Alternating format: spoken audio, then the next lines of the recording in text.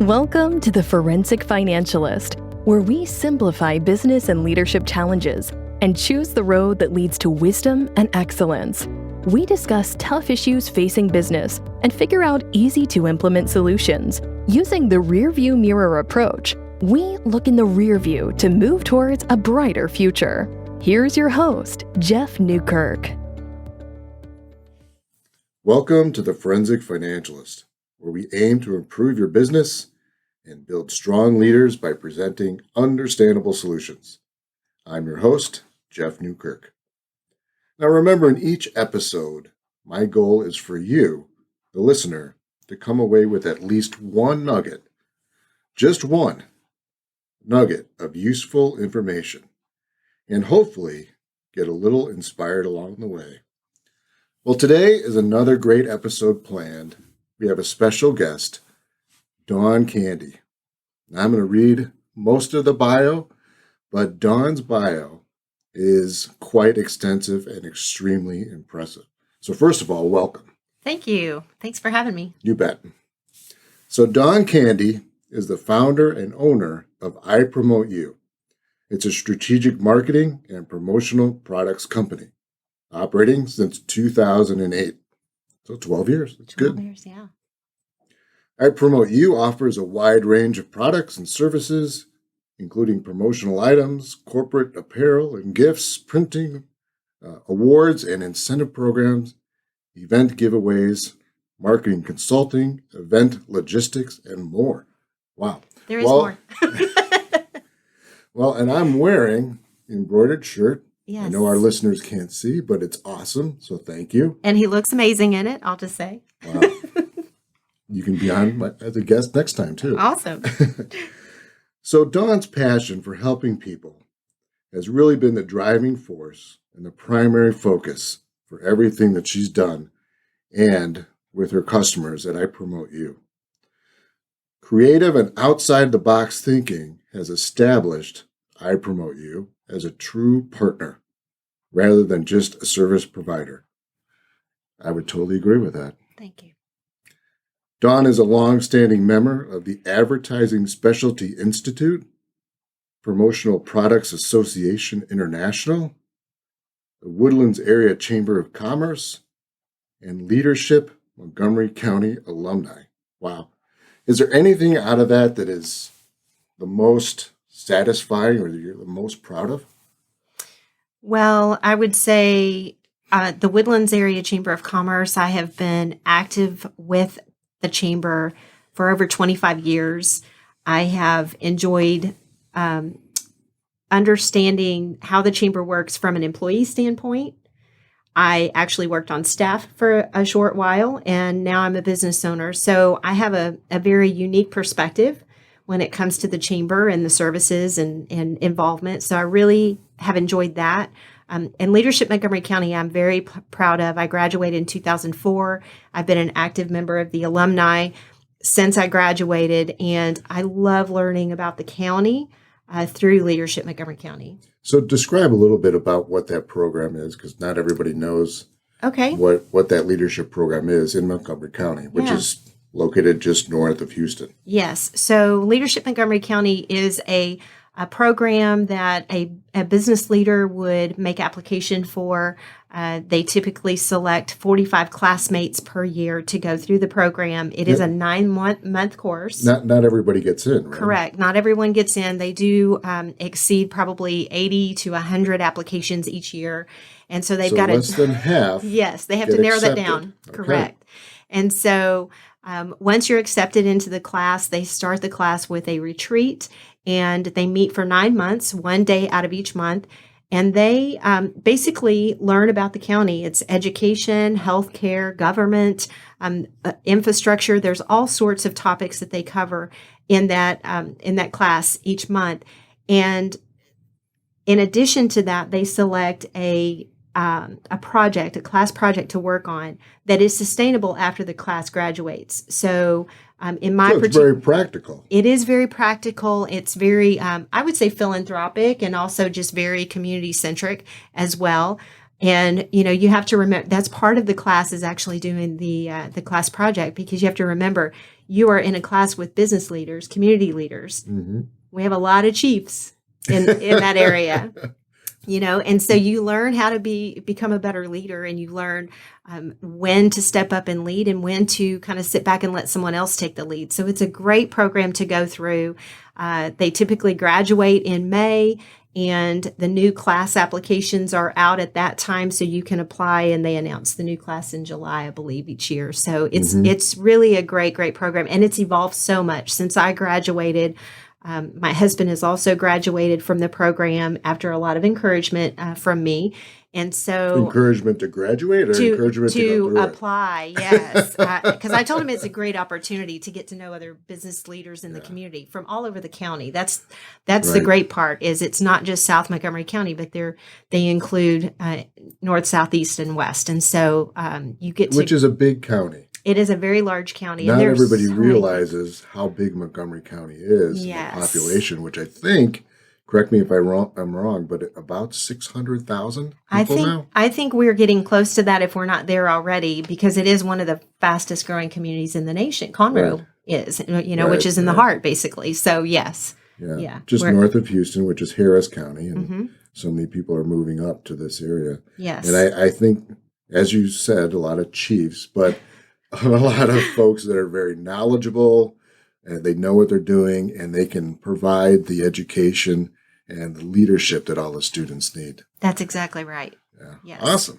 Okay, so going on with some more of your bio, which again is very impressive. You have a lot to be proud of here, Dawn. Thank you. So establishing a career in marketing and owning her own business has been a dream come true.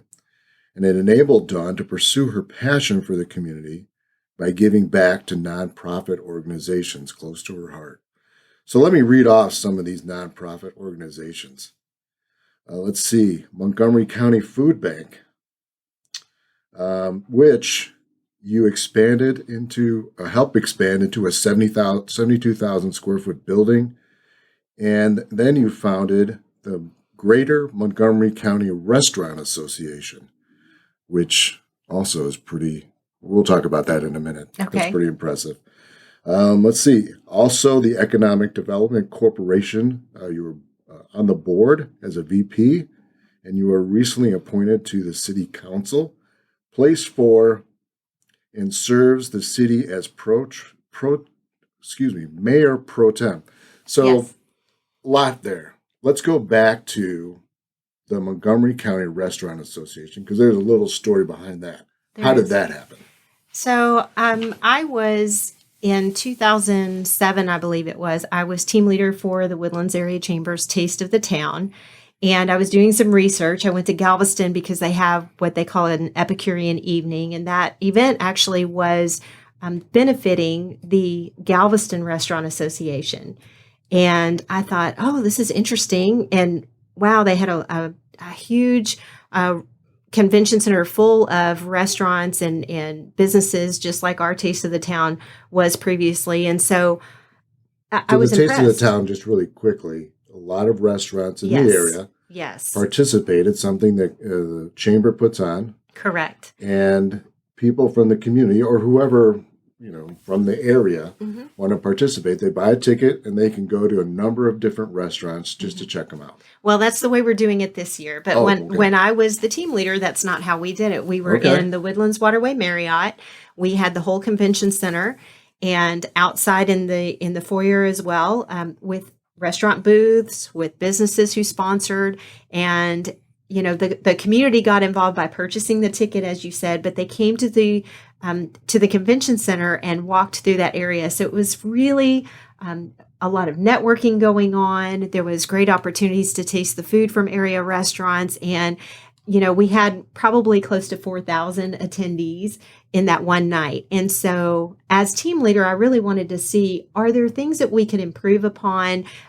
Could I borrow some ideas from that Epicurean evening in Galveston? And that's why I was out there just attending their event to see what it was like. And yes, you're right. Our Taste of the Town has evolved this year in 2021. We are getting to tour basically our community and the restaurants that are participating with that one ticket price. You can go in and you can taste the tasting menu from that particular restaurant. I believe there are 37 restaurants that are involved this year. I was It going to is say over so 30. fun. Yeah, it Yes. is amazing. It's been a blast so far, and yeah, we've really enjoyed this new format due to COVID and restrictions and things. So that team did an amazing thing to be able to reposition that event for the chamber. So very excited about that. But it also answered one of the things that I was hearing as team leader back then from our restaurants who were talking about how difficult it was for them to come to that one night event because they basically were having to cater the food to the Marriott. So staff, they had to have samplings for 5,000 tastings. They, just the cost involved, they did pay an entry fee as well. And so they were never sure how the Taste of the Town benefited them if it actually brought some patrons back to their restaurants. That was one of the issues. And so just by hearing some of the, I guess, aches and pains from the restaurants during my time as serving on that team, and going to Galveston and hearing there's a Galveston Restaurant Association, I thought, we've got so many amazing restaurants here. Do we have an association like Galveston does? Mm-hmm. And I found out we did not. And I started asking why. And I talked to a few community members, and they said, oh, we tried it. It didn't work. And, no one would come, and there was no interest. And I thought, okay, that was a few years ago. There was no interest because nobody continued to ask the question. I think so. And so I just decided as team leader, I'm going to see if I can gather a focus group of some of these restaurants participating in Taste of the Town to see if I can get them together to talk about if we had a chapter here in Montgomery County, would you participate? Would you attend the meetings? What value could it bring to you and your restaurant, your staff, and that sort of thing? We got 62 people, restaurants and vendors attending our focus group, and the Texas Restaurant Association. I guess they were interested. They were interested. And the Texas Restaurant Association came in and did this wonderful presentation for us about the benefits of participating with them and what they do for the restaurants. And they said, we have never seen this kind of turnout. This is amazing. Yes, let's move forward with this. Now, the interesting part about that, Jeff, is when I was making my inquiries, I did call the Texas Restaurant Association and I said, if I wanted to start a chapter in my community, how would I do that? And they said, you can't do that. They said, what restaurant do you own or do you run? And I said, I do not. I don't own a restaurant. And they said, oh, I'm sorry. You can't do that. And they hung up. They literally hung up right after that statement. And I said, oh, no, you didn't. Don't tell Dawn Candy no. Those are fighting words. It was. I was just like, no, that can't be right. So I called right back immediately. And I said, if I were a restaurateur, how would I start a chapter? Oh, we'll email you this 2-page document. And it was a Word document basically giving you every step you needed to take. And the timeline was 2 years. Well, I can tell you that when we got that and we had the focus group, it officially was recognized by the Texas Restaurant Association in 2 years on the nose. But we had operated for a year before that, before they ever really acknowledged us as a chapter. We were already functioning. And so it took forever to make that happen. Yeah. That's perseverance. It was. I recruited some of my restaurateur friends and said, I need for you to be on our board. I need a president. They won't let me do this by myself. Can you help? And there was a need, there was a desire, and the Restaurant Association chapter is still here. So I'm very proud of that. That is wonderful. And hopefully you eat free in Montgomery County. No. No. Wow. Well, that's quite an accomplishment. Thank you. Congratulations. And in addition, you are Mayor Pro Tem. Now, tell us, what does that mean? So basically it means should the mayor be unavailable to perform their duties or attend a meeting, any sort of duties, it could be the day-to-day of Oak Ridge North, yes. Then I would be the person to step in. I've run council meetings, I've run executive sessions and workshops. We've attended ribbon cuttings and things like that. So anything that the mayor would do and is unable to for whatever reason, then I step in and take care of that for him. So do you see this Mayor Pro Tem as just a starting point for your political career? I really don't know. I know that I am enjoying my time with the city. I love being on city council. I love serving with the mayor, and it has been a great education.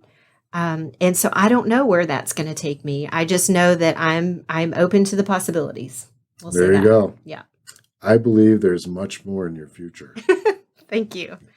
So more associations that you've been a participant with, including, let's see, you were recognized by the Association of Fundraising Professionals, receiving an award for Outstanding Community Volunteer in 2013, the Woodlands Area Chamber of Commerce Volunteer of the Year in 2014, and recognized as a Woman of Distinction by the MCABW. What is that? Montgomery County Association of Businesswomen. Okay. In 2019, and by the Business Women's Forum in 2012 and 2013. Wow. Again, very, very impressive. So, what is it out of those awards and recognitions that you are most proud of? Well, so actually, all of them, because the Outstanding Community Volunteer by the Association of Fundraising Professionals was something I received because of my involvement in running the capital campaign for the food bank. And, when you do those things, when you serve as a volunteer, you're not looking for that type of recognition. And it was a beautiful luncheon where they honored us, and it was quite an honor to receive that. But the Women of Distinction Award is something that organization's been going on now for 31 years. And for me to be recognized by two of the organizations that I feel like I pour my heart and soul into, because I support women.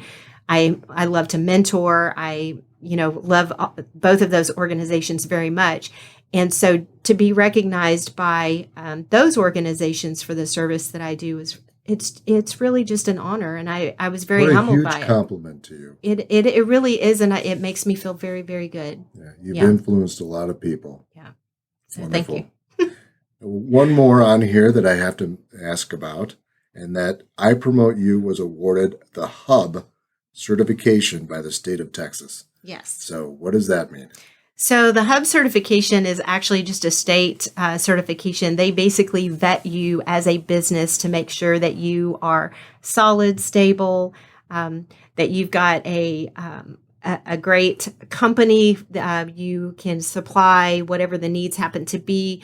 The paperwork is about 3 inches thick, and I was able to accomplish that last year during COVID, when I actually found myself with some time to be able to put all of those documents together. And so is there some bureaucracy associated with that? There's a lot of paperwork. Let me just say that. And but it was amazing, because once I sent that off to Austin and they received it, within about 30 days, I got an email saying I need a couple of more documents. And when I supplied those, the next day I was certified. So they put you on their database list for any state institution, universities, municipalities, that kind of thing, who are looking for vendors to supply whatever products that you let them know are in your category. Mm-hmm. So printing, promotional products are my categories. And so I received some bid proposals. Usually once a week, I'm getting something through that Hub certification. Oh, that's great. Yes. So it's been great for business. It's been great for business. Yes. Wonderful. Yeah. But when you received the paperwork, Mm-hmm. did you think, oh my gosh, is this really worth it? I did. And I actually had a friend who's a woman-owned business who she applied for it as well and said, it is a lot of work, but it is definitely worth it. And so I had a mentor as well, Okay. talking me through the process as well. So yes, I did wonder, oh my goodness, I don't know. This is a lot. You're kidding me with all Pull this it together. paperwork, right? Yes. Yes. And then to actually have to have hard copies and mail them off somewhere, that was a little bit, strange for me. So through the U.S. Postal correct. Service, Yes. not just, scan and send it via email. Yeah, that is correct. So I know, that a little was nerve-wracking. Yeah, right. Yes. But it worked out well, and It did. and it's been good for your business. Yes, it sure Wonderful. has. Mm-hmm. So all of these accomplishments, and you're always on the move. How do you find the energy? Where do you get that go-to spirit every day? So I believe it has to do with my faith, actually. Being able to stay grounded, um, knowing that, I've shared with you before, when I started my business, I was very prayerful about it. I wanted to make sure I was hearing clearly, that I knew it was from God, this message to start my own business. And, then just having the faith and knowing that He brought this business to me, He's not going to let me fail in this business. If I continue to be obedient and listen and, with my heart to serve other people and just help other people. I do a lot of consulting and I don't get paid for the consulting. I get paid if you buy a product. And so for me, if I can help you in your business to grow your business, whether you buy from me or not, that's not the point, because I believe that's going to come back to me eventually at some point, sometime. But I feel good. It feeds my soul to be able to help other people. And so Doing the right thing. yes. Adding value to others. Yes, always trying to add value and encourage other people, Mm-hmm. So That's an inspiration. being a business owner is hard. If no one told you, it's hard. Especially during a pandemic. Yes, it is. And that was the other thing, last year, just with these organizations I'm a part of, just being able to encourage women to continue to connect. Other business owners continue to connect. I know we all felt somewhat paralyzed for a point, but oh my goodness, once we figured out how to do Zoom and, other ways to connect with people, I was on so many different calls that people were talking about emailing, they were talking about Zooming, all of these things. And I told them, I said, my biggest tip for you, pick up the phone. Call someone. Parents that are home who are trying to run their business and have their kids at home because they've got to homeschool them would love to hear from an adult. They would love to have that adult conversation. And it doesn't have to be about business. Just check on people. I felt like that was a little bit lost for a short amount of time, but, it was almost like it was a new idea to pick up the phone and call. And so that was one of the things that we did. And I promote you is calling people and just checking. How are you? How's your family? Is there anything I can do for you? Even if I had to go run an errand for somebody, I wanted to be able to make that connection. That's wonderful. So, yeah. And you started out by saying it's your faith.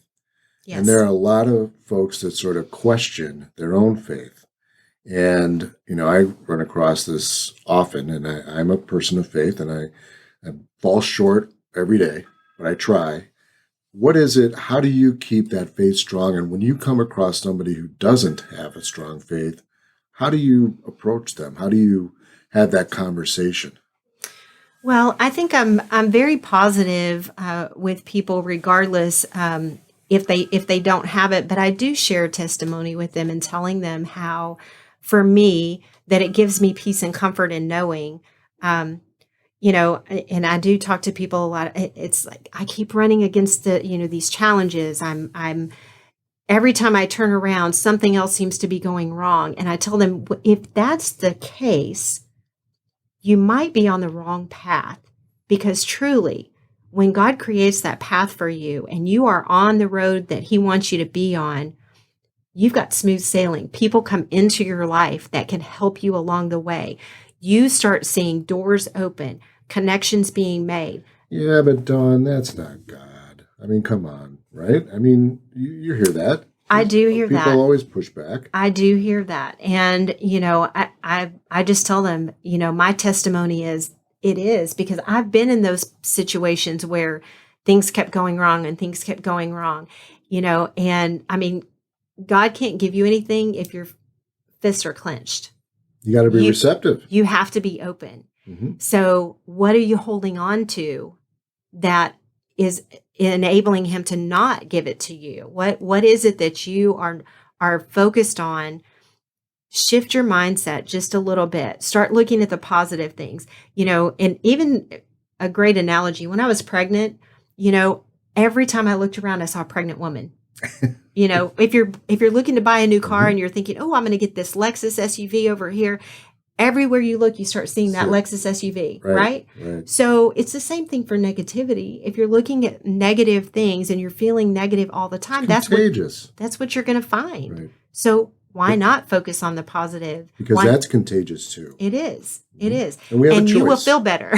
Yes. Oh my goodness. We do have a choice. So much better. Yes. So to remain positive Mhm. every day, are there certain things that you do to keep that positive energy going? Obviously faith, but for example, I've suggested, and I do this myself, every morning I think of 3 things that I'm grateful for, at least 3.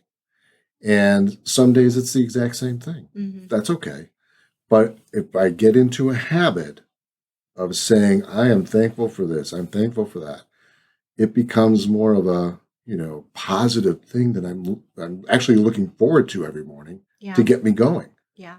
And then I set reminders during the day. I have a reminder that says, Jeff, time to say a prayer for whatever, So I have those reminders going off during the day to keep me going.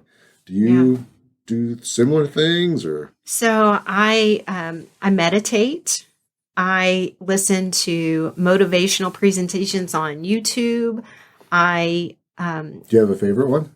I really don't. I mean, So many good ones out there. there are a lot of good ones out there actually. But I guess I really focus on the ones that are sort of self-improvement, personal development, the things that remind me constantly. But if I'm having one of those days where maybe I can't come up with those 3 things like you're mentioning, just to stay in gratitude, hey, I'm grateful for the roof over my head, the food in my belly, and the clothes on my back. That is as basic as we get. Yeah. And, but I don't take any of that for granted.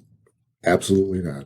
And, there's always someone out there that has something harder that they're dealing with. And so I remember that as well. I am grateful for what I've got right now and what my life is about right now. Sometimes when I wake up, I think, I'm thankful for waking up. Yeah, that's true. The older we get, we do think that. I never dreamed I would be this age. Well, some days it's just, when it's cold and rainy and you think, what challenges are ahead of me today?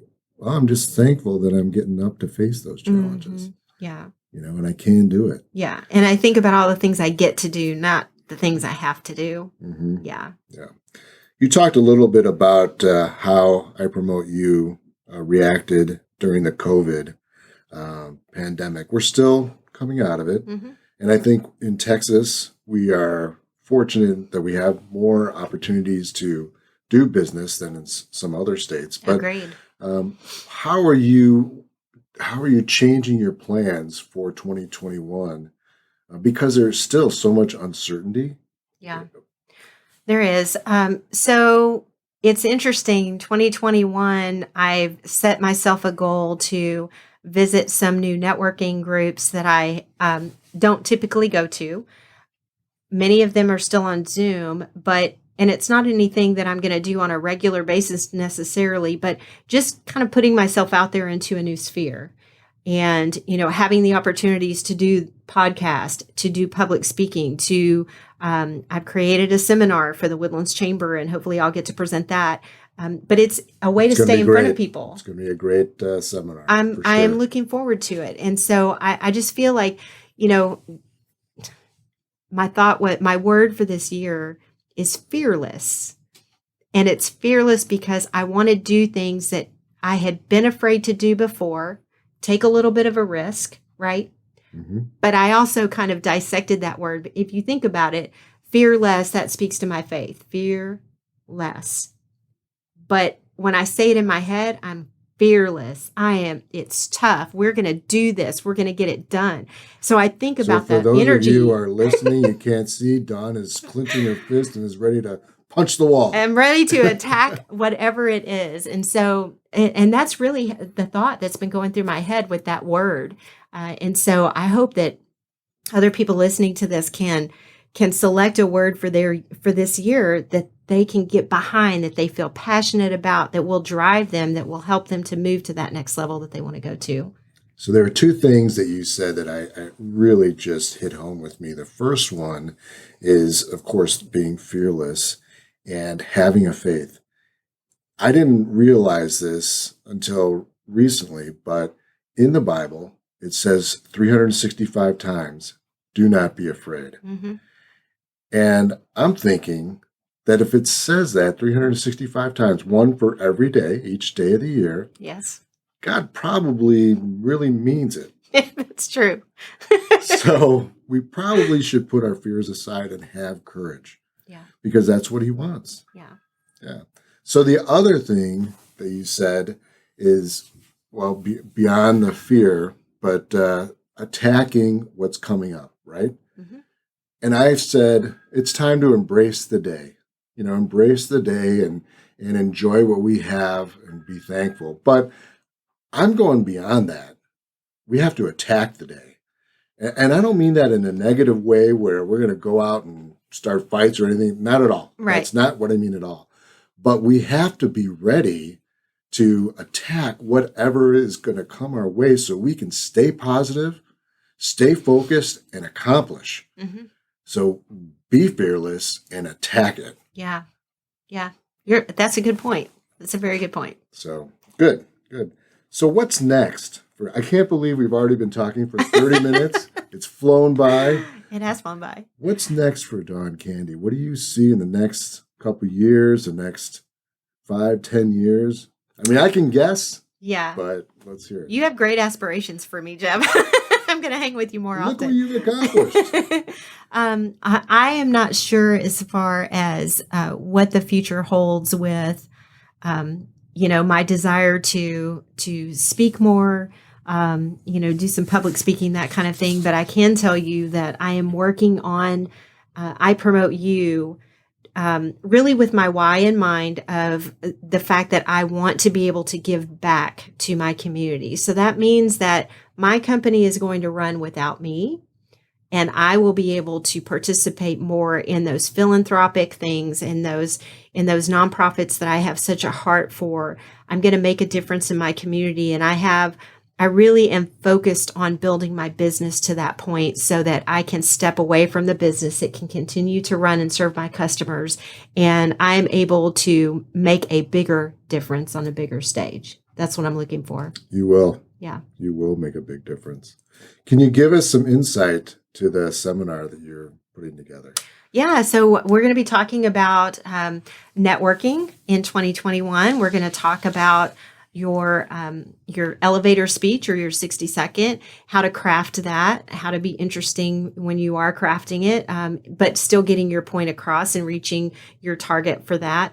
And so there's just so many things that have changed in 2020 and going into 2021 that I want to encourage people on, don't step back from the networking side of things and how you can be strategic and effective when you're networking and really set some goals for that. So I'm looking forward to sharing some tips on those. So you mentioned that you can still have, good productive networking virtually. Correct. So what would be like one or two things that you would suggest our listeners take on when it comes to networking in a virtual world? When you are on a Zoom call, I know that it's difficult because I've been on them myself where you've got, We're zoomed out, Don. The Brady Bunch boxes, right? And you've got all these people and you see somebody there that you want to connect with. I'm going to encourage you to watch the chat box because I have been in a meeting where I've direct messaged someone and they've never responded to me. They're not watching that chat. But that is a tip for you on both sides of it. You watch it for other people reaching out to you, but you also feel free to reach out to them, direct message them through that chat if you want to connect on a deeper level. And not everybody realizes that there's an option in Zoom, and it's a drop down. Yes. So you click on, I think it says message everyone or everybody. Right. And then it lists the participants. Yes, and you can just click on the name, and then that gives you the chance to direct message somebody in the meeting. That is correct. Yeah. So not everyone will see that message. Now, if you're... We have to be Zoom savvy. You do need to be Zoom savvy. But now if you're in a meeting and there is not that option, then I'd encourage you to do the @ sign and put that person's name and, put your message in there. So still everyone will be able to see it, but they'll know it's directed at them. so you can put their name in. So that is just one of the tips in helping you to try to navigate Zoom and connecting, being strategic, making sure you're making an effective use of your time, because it doesn't matter how many Zooms you sit on each day. If you're not benefiting from the connection and they're not benefiting from connecting with you, it just doesn't make any sense. Why are you doing it then? Right. Don't waste your time. And you've always got to be thinking, how can I add value to the other person or the situation that I'm in? If you're always waiting, it's not going to happen. Right. You've got to be proactive, and you've got to have that mindset of, I'm going to add value. I'm going to help somebody. I'm going to improve the situation. Yes. It becomes more natural. Right. That's true. And helping them could be that you've heard their commercial and you know someone that would be a great introduction for them. And so there you are, that you want to make that connection. They're going to appreciate it. So is the person you're going to introduce them to, because you've just expanded their sphere. And so any nugget that you can do to add value to someone when you're on a call, I mean, hopefully that's what we all want to do. Well, and it's got to be genuine. Yes. Right? Yes. If it's not genuine, just stop. Yeah. Right? Don't even Because people go there. can see through that. Absolutely. Yeah. Serves no purpose. Yeah. Dawn, how can people learn more about you and I Promote You? So you can visit our website at www.ipromoteyou.biz, B-I-Z. Feel free to give me a call directly at 713-992-1995, or shoot me an email, dawn@ipromoteyou.biz. Wonderful. Thank you so much for taking the time. Thank you. Lots of great information, and I know the best is yet to come. Thank You've you. only started. Looking forward to it. Yeah. So another great episode. Again, such important and valuable information. I hope you, the listener, got at least one nugget out of today's podcast. I would be surprised if it weren't several nuggets of useful information. But I want to know what it is. What was it in today's podcast that resonated most with you?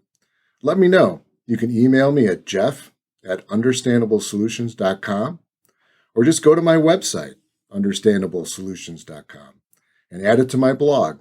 I'd love to hear from you. So before we close today, I'm going to ask you to do three things that I think in today's world we need more than ever. Number one, be thankful.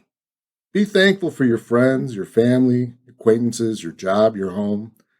There's always something to be thankful for, and we talked about that earlier. Number two, reach out to an old friend or someone you want to connect with, someone that maybe you haven't had a chance to talk to yet. Well, now's the time. You'd be surprised how much it's going to mean to them. And number three, you've got to prepare and plan for an incredibly awesome year. 2021 can be an awesome year, but it's going to take some planning, and you have to be intentional about it. Okay, great episode. Dawn, thank you again so much. Thank you, Jeff. I'm grateful for all of you that listened. If you enjoyed it, review it and subscribe. That would be great. I hope you had a great day, and I hope tomorrow is even better. Peace, everyone. You've been listening to The Forensic Financialist, where we simplify business and leadership challenges and choose the road that leads to wisdom and excellence. To learn more about Jeff, visit his website at understandablesolutions.com or email Jeff at jeff@understandablesolutions.com. Mentioning this podcast will get you a complimentary discovery session with Jeff. Until next time.